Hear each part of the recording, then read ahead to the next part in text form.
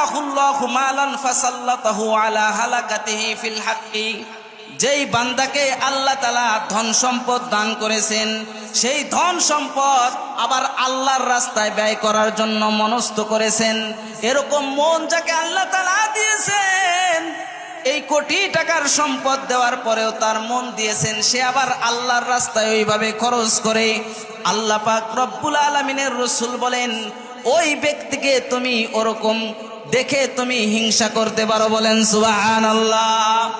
2 নম্বর হলো ওয়ারাজুলুন আতাহুল্লাহু হিকমা, ওই ব্যক্তি আল্লাহ তাআলা যাকে দিনের প্রজ্ঞা দান করেছেন, জ্ঞান দান করেছেন, ছোট শিশু 30 পারা কোরআনের হাফেজ, ছোট বাচ্চা কোরআন তেলাওয়াত করতে পারে, দেখতে কালো খাটো কিন্তু তার মধ্যে দিনের ইলম আছে, লোকটা মুফাসসির, লোকটা মুহাদ্দিস, এই যে দুনিয়ায় সে ইলম অন্বেষণ করে আল্লাহ তাআলার নৈকট্যকে হাসিল করলো। আল্লাহর হাবিব বলেন তুমি ওই ছোট বাচ্চাকে দেখে নিজের মধ্যে আশা জাগাও, আল্লাহ ওই যে একজন ছোট বাচ্চা সে দিনের জ্ঞান অর্জন করেছে, কত সুন্দর কোরআন তেলাওয়াত করে, কত সুন্দর নামাজ আদায় করে, কত সুন্দর আযান দেয়, কত সুন্দর হাদিস পড়ে, এই জিনিস দেখে তোমার অন্তরের মধ্যে যদি ঈর্ষা হয়, আল্লাহর রাসূল বলেন তার জন্য কোনো দোষ নাই। সুতরাং যদি তোমার ঈর্ষা করতেই হয়, আশা রাখতেই হয়, তুমি এই 2 জিনিসের আশা রাখতে পারো। বলেন সুবহানাল্লাহ। কত দাম ইলমের! আল্লাহর হাবিব সাল্লাল্লাহু আলাইহি ওয়াসাল্লাম এর সাহাবী সম্ভবত হযরত আবু হুরায়রা রাদিয়াল্লাহু তাআলা আনহু, তিনি বর্ণনা করেন যুকির আলী রাসূলিল্লাহি সাল্লাল্লাহু আলাইহি ওয়াসাল্লাম রাজুলানে, 2 জন লোকের কথা আল্লাহর হাবিব সাল্লাল্লাহু আলাইহি ওয়াসাল্লামের কাছে সাহাবীরা আলোচনা করতেছে। আহাদুহুমা আবিদুন, তাদের একজন হলো আবেদ, যার কাছে ইলম নাই কিন্তু সে ইবাদত করতেছে। ওয়াল আখারু আলিমুন, আরেকজন হলো আলেম। এই 2 জনের মধ্যে পার্থক্য কি? আল্লাহর হাবিব বলেন ফাদলুল আলিমি আলাল আবিদি কা ফাদলি আলা আদনাকুম। হে আমার সাহাবীরা, যেই ব্যক্তিটা দিন ভরে নামাজ আদায় করে, রাত ভর নামাজ আদায় করে, দিনের বেলায় রোজা রাখে, দিনের বেলায় জিকির করে, তার আমল নামায় হজের সওয়াব আছে, তার আমল নামায় দানের সওয়াব আছে, তার আমল নামায় জিকিরের সওয়াব আছে। কিন্তু হে আমার সাহাবীরা, এই যে সাধারণ যে আবেদ কিন্তু আলেম না, আমি আল্লাহর রাসূল আমার মর্যাদা তোমাদের উপরে কেমন? আমি আল্লাহর রাসূল আমার মর্যাদা তোমাদের উপরে যেমন, একজন সাধারণ আবেদের উপরে একজন আলেমের মর্যাদা তেমন। বলেন সুবহানাল্লাহ। এবার আল্লাহর হাবিব বলেন ইন্নাল্লাহা ওয়া মালাইকাতাহু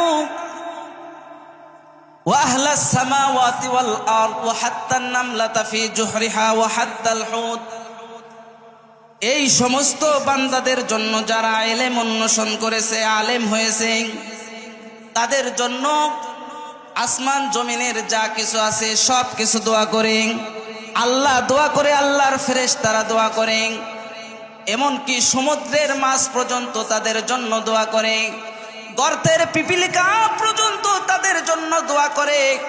আলা মুআল্লিমিন নাসিল খায়র, যাদেরকে আল্লাহ তাআলা, যারা মানুষকে দিন শিক্ষা দেয়, যারা মানুষকে ধর্মের শিক্ষা দেয়, যারা মানুষকে কোরআন শিক্ষা দেয়, যারা মানুষকে হজ কিভাবে করতে হয় শিক্ষা দেয়, যারা মানুষকে যাকাত কিভাবে দিতে হয় শিক্ষা দেয়, সারা ইসলামের সমস্ত জিনিসগুলো যারা শিক্ষা দিল, আল্লাহর হাবিব বলেন এদের জন্য আল্লাহ তাআলার ফেরেশতা, এদের জন্য সমুদ্রের মাছ, এদের জন্য আসমান জমিনের যত পশু পাখি আছে, তরুলতা গাছপালা যা কিছু আছে সব কিছু ওই সমস্ত আলেমদের জন্য দোয়া করতে থাকে, মাগফিরাতের দোয়া।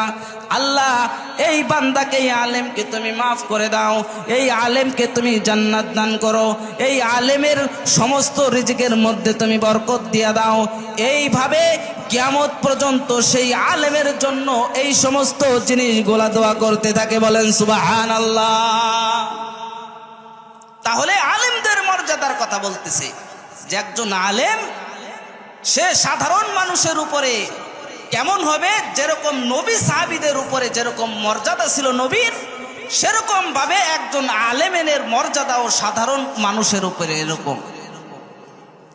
অথচ আলেমদের মর্যাদা কিন্তু এখন মানুষেরা দেয় না। এইটা আমি আলেম এই জন্য আমি এই কথা বলতেছি না বাবা, এটা আল্লাহর হাবিব সাল্লাল্লাহু আলাইহি ওয়াসাল্লাম 1450 বছর আগে তিনি বলে গিয়েছেন যে একজন আলেম সে কিন্তু দুনিয়ার বুকে অভিশপ্ত না। একজন আলেম সে দুনিয়ার বুকে অভিশপ্ত না। দুনিয়ার সব কিছু অভিশপ্ত, আলেম অভিশপ্ত না। দুনিয়ার সব কিছু অভিশপ্ত, যারা তলবে আলেম তারা অভিশপ্ত না। দুনিয়ার সব কিছু অভিশপ্ত, কিন্তু আল্লাহ তাআলার জিকির অভিশপ্ত না। দুনিয়ার সব কিছু অভিশপ্ত, কিন্তু আল্লাহ তাআলার ইবাদত করতে যা কিছু বান্দার প্রয়োজন তার কোনো কিছুই অভিশপ্ত না। আর যারা এই সমস্ত আলেম উলামাদের মর্যাদাকে যারা সঠিকভাবে মর্যাদা দিবে, আল্লাহর হাবিব বলেন, হযরত আনাস রাদিয়াল্লাহু তাআলা আনহু বলেন, তোমরা যদি আল্লাহর রসুলকে না পাও, তাদের সাহাবীদেরকে না পাও, যদি তোমরা কোনো আলেমকে পাও, তাহলে যদি তুমি তাদের সঙ্গে মুসাফা করো তাহলে নবীর সঙ্গে তোমার মুসাফা হবে। যদি তুমি তাদেরকে সালাম করো তাহলে নবীকে সালাম দেওয়ার মর্যাদা তুমি পাবে। যদি তুমি তাকে সম্মান করো, নবীকে সম্মান দেওয়ার মর্যাদা তুমি পাবে। আল্লাহর রসুলের সাহাবী হযরতে আনাস বলেন, যদি তোমরা এরকম কোন আলেম পাও তাহলে তার থেকে শুনে শুনে আমল করে তুমি জান্নাতের পথ দেখতে থাইকো। বলেন সুবহানাল্লাহ। আলেমদের মর্যাদা দিয়েছেন কে?